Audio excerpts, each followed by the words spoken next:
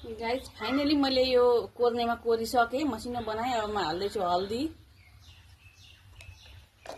हल्दीको smell पनि राम्रो लाग्छ नि त हैन। यो खोर्सानी पाउडर चाहिँ ठोकेर हाल्नुपर्छ कि नभए अमिलाले पिरो काट्छ कि। वा देखेरै मुखमा पानी आयो।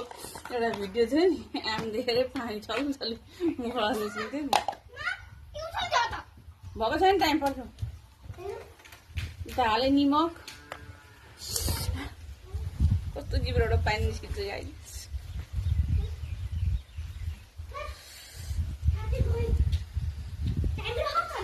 बाबु छोरी यो पत्ताले त आमालाई लगिदेऊ।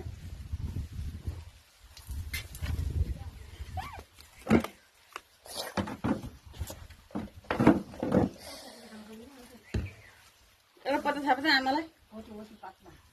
यो पत्ता काटिदिन्छु त मैले। आमालाई मुखमा पानी आएर कस्तो भइसक्यो।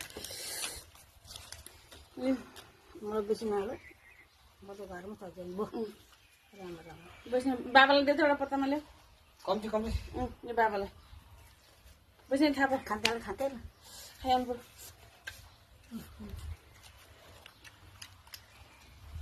निमक चाहिँ हाल्यो चर्को त चर्को खान्छ पर्दैन न उतो थाहा पायो।